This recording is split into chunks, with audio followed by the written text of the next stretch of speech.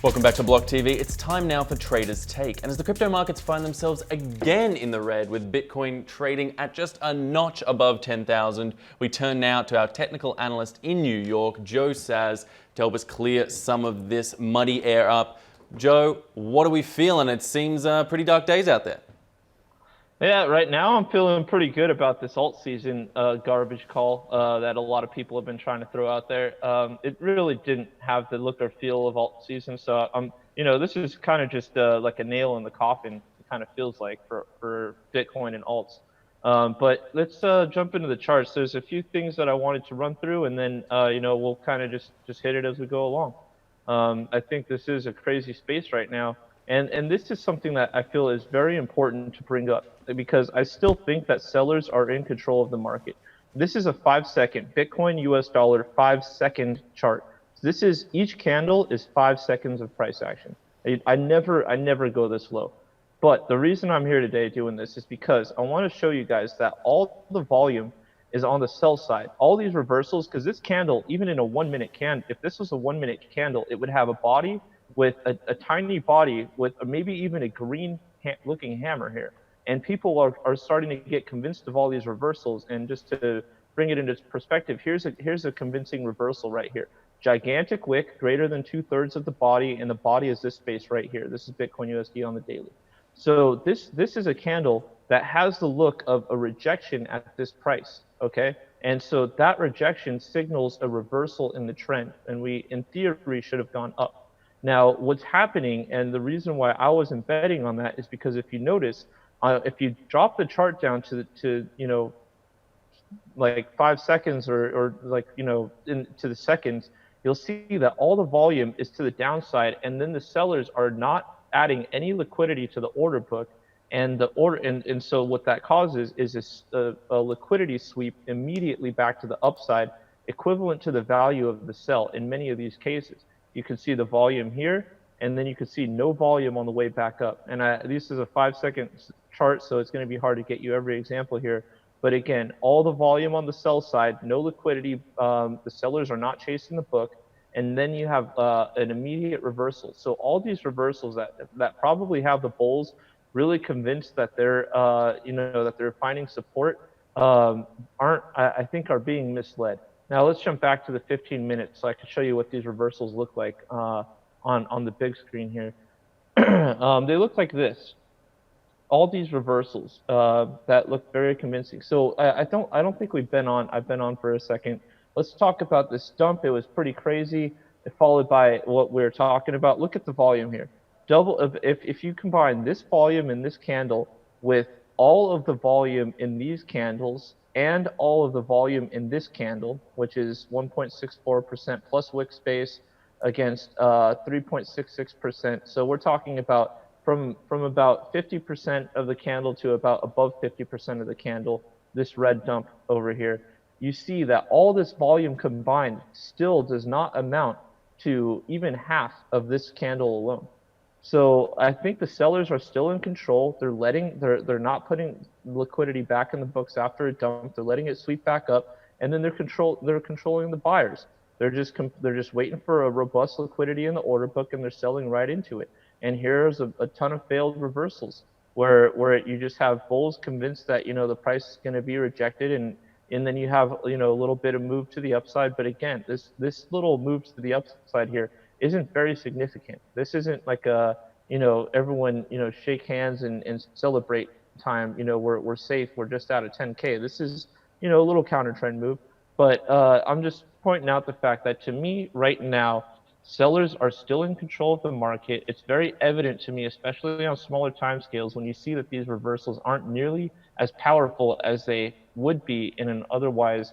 It's not inorganic, but to be a large accumulator selling Bitcoin strategically, but in an otherwise more liquid or maybe a trading space with more of a neutral feel to it, I suppose. I don't know how best to explain that, but right now sellers are definitely in control of the market, and things are. And considering that fact, things are looking a bit grim here.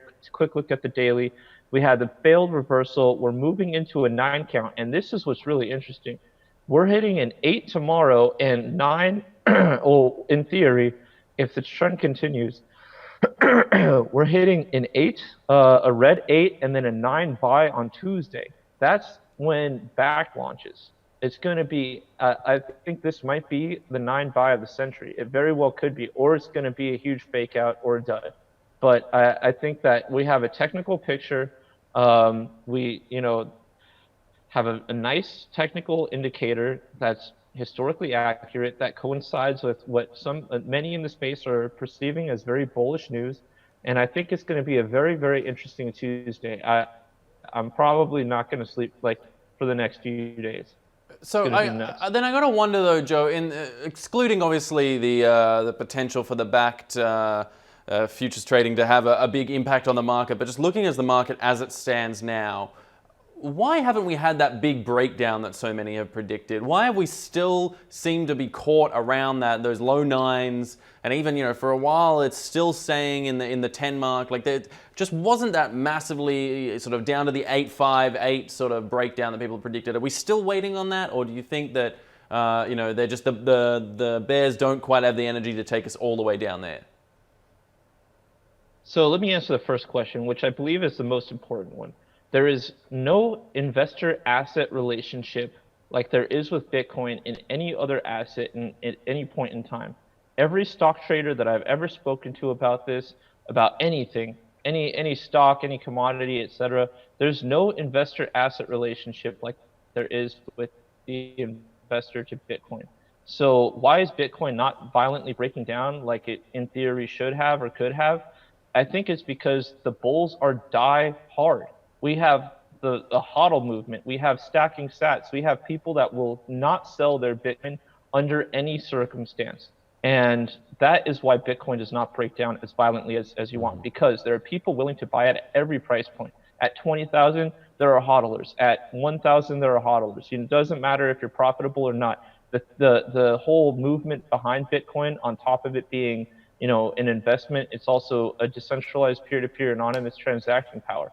And a number of other qualities, right? So the answer to your first question is because the investor-asset relationship is much more powerful than just love of money. And so, yeah, there's traders in the space, and yeah, why haven't we broke down? I think it's because we have some diehard bulls, and I think it's because since diehard bulls are around, if there is a big bag holder that's predicting a crash to around 1K or something like that, then all they can do is just like I showed you on the 5-second chart, is dump onto some nice liquidity and then wait for that liquidity to fill right back up, which it does, and it happens pretty consistently, and then sell right again at that same price point. So instead of having to sell at 10,100, 9,998, and so on, instead of having to sell and average your bucket of sells and much lower, you can sell them, just let the bulls just keep coming back up. Unfortunately, that's only going to last until bulls roll over and stop buying. And if that's the case, then that's the case. But we saw that happen on the way up, where bears stopped selling. On the way up from 3,000, 4,300, breaking through 45 into the 5K territory, it got to a point where bears were just done selling. They were getting crushed, right? So at some point, the book liquidity was very thin, and on the sell side, and so it just caused a massive sweep. So I think there's a lot to consider there. I think it's going to be tough to break down. I think big bag accumulators are willing to sit at this price if bulls are, and since bulls are willing to sit at this price and they keep filling the book with liquidity, then we're going to have a situation where we probably sit around this area that between the low 9Ks and maybe even mid 10Ks, potential spikes to the top end of the descending triangle, which I can go over quickly if needed. But I think we're looking at, bears are just going to keep repeating this process of, dumping until the bulls roll over, and then it's a competition to sell. And right now, I don't see that sign just yet. I think Bakkt might be a little, maybe it's the lighthouse that a lot of bulls can see off in the distance. Something that markets might be heading for as a whole. But in the meantime, looking a little closer to home and a little shorter term, we see a lot of red across the market today. We see almost all the top 20 coins in the red or not seeing significant gains at the moment. But there's one coin that's breaking the trend at the moment. Tron, up a couple of percentage points today in the green, potentially off the back of an announcement by Justin Sun talking about their proof of stake scalability development. What do you make of this? Yeah, so the first thing, we'll jump into price here. Tron is pretty much a straight copy paste of Ethereum. So if Ethereum can't scale, then neither can Tron, and that means that Justin Sun is probably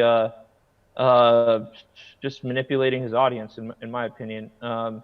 Now I'm showing Tron US dollar on the day is down 2%. We had a small spike yesterday, up 4 into a 9 sell, which is now turned into a red 1. As you can see with that down arrow, it was a 9 sell. The red 1 means that it became a red 1 after initially opening as a 9 sell, or after being acting as a 9 sell at one point. That was before we reached a certain low right around here. Anyways, so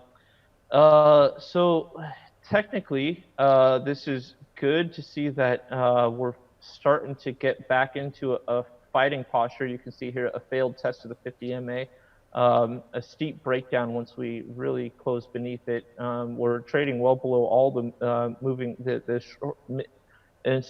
we're trading well below the intermediate and long-term moving averages. So I guess this is kind of good that we're instead of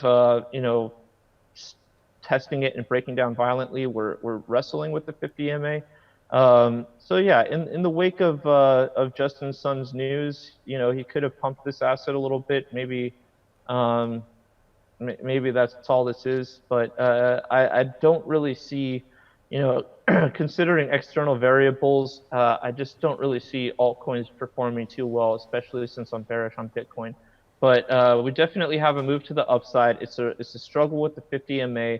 RSI is showing us a little bit on the top end of overbought. Not going to rely too heavily on that, actually. Let's it's just that me and indicators, Asher. I'm a minimalist, and I feel like indicators sometimes give you a confirmation bias. But just to bring this back up again, if we're able to fight and hold and keep our head above this 50 MA, then it's probably going to be a good, at least in the short term. But we do have all of these moving averages trending down, and Tyler would be very concerned with that. That would be very bearish to someone like Tyler James, RIP. So anyways, yeah, that's Tron for us here. I think things aren't looking great, and I don't think I think they have some people fooled, but hopefully not too many, because I don't think this thing's going to be doing anything special. So then looking across the rest of the alt market over the weekend, we saw a little bit of reclamation by some of the alts against Bitcoin, gaining a little bit of ground back, but it seems to have petered out, at least for now. How do you see the narrative playing out? Yeah, so that's I've been doing a lot of thinking about dominance, and here's our dominance chart. So Bitcoin's taken, all right, we're back in the 70% range. Ethereum took a steep drop. So yeah, we'll take a quick look at some of these prices. Let's see, orange is XRP having some steep downside moves against Bitcoin gaining dominance. Everything actually is moving back down relative to Bitcoin's claim of the throne. And this is kind of good to see. Now, some of these more exaggerated ones, I didn't do the math, but 2% or so off of Bitcoin's total market cap is a significant number. I mean, much more significant. I mean, it's ridiculous how much more significant of a bump that would mean for some of these alts. So I think that you could see that 2% of this is going to be what's that? So that would be about 3 billion wiped out of Bitcoin if it lost 2% dominance right now. And then, that 2%, if everything else stayed constant, that would account for some of this upside activity and potential buying on top of it for these accelerated lines here, which would be XRP and F.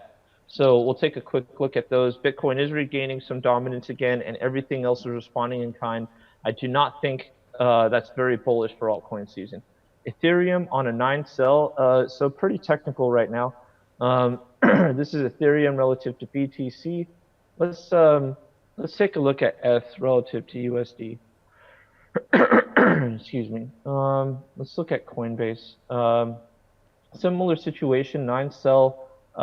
We have we're fighting back up through these moving averages. We're on the top end of overbought before we started to pull back, and a 9-cell, nice little lineup of indicators there.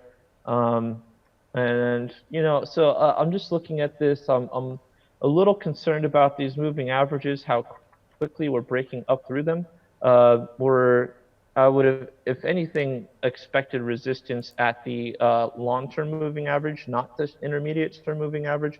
But we haven't really, this isn't really considered resistance. It's not like we have a wick that smacks up against it and was rejected.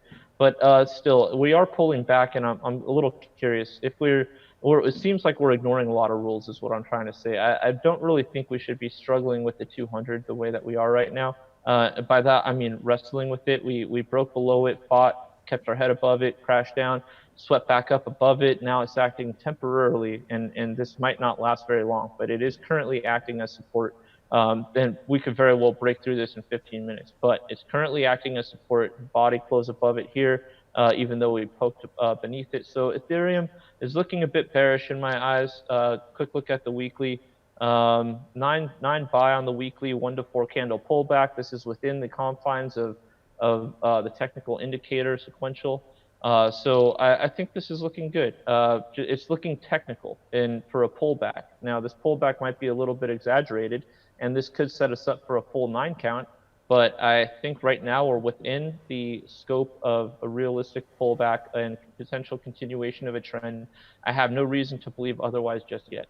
And the other one that took this is well, we took don't hold back your feelings, Joe. Don't hide your true feelings on the matter. Yeah. I mean, the problem here is we took the elevator up. We're taking the we're taking like stadium stairs down. If you know what I'm talking about, those stairs that that make you run up in school. And so, anyways, we're taking big steps down after side by side near double-digit moves. These are both near 10% moves. And we're already retracing. We're back down to probably around 12% of that space covered, and we're now resting below the area that was consistently our channel. This white line and this dotted green line, which is a setup trend line and sequential.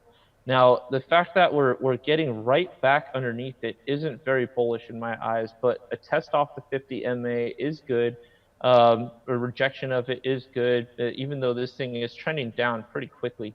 I just think that at least we have something. There's something that we're fighting to hold, and if it's the 50, so be it. So I'm not too optimistic on XRP. I mean, we have some good volume going into these buys. These green candles, and it was responded to. So I don't know. I mean, we do know that XRP Ripple dumps on its bag holders. I don't think they necessarily do it on the open market, but maybe those people that they sell to OTC or donate to could be selling on the open market. Who knows? I mean, there's too many moving parts here, and I think XRP is and Ripple's relationship with it is a pretty disgusting parasitic relationship. So I think that this is really weird. I mean, this is pretty sharp. These moves are really big, and I'd be curious to know exactly what the narrative is. We're never going to know, but what this looks like to me is some serious hopium, some FOMO. It could have pumped the price, and obviously someone was waiting for that because it immediately got capped out, and we're now reversing.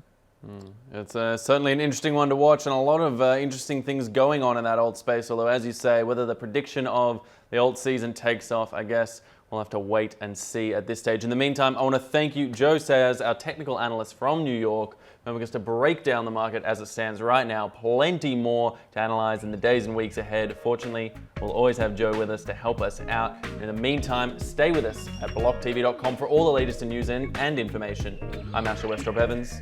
Thanks for watching.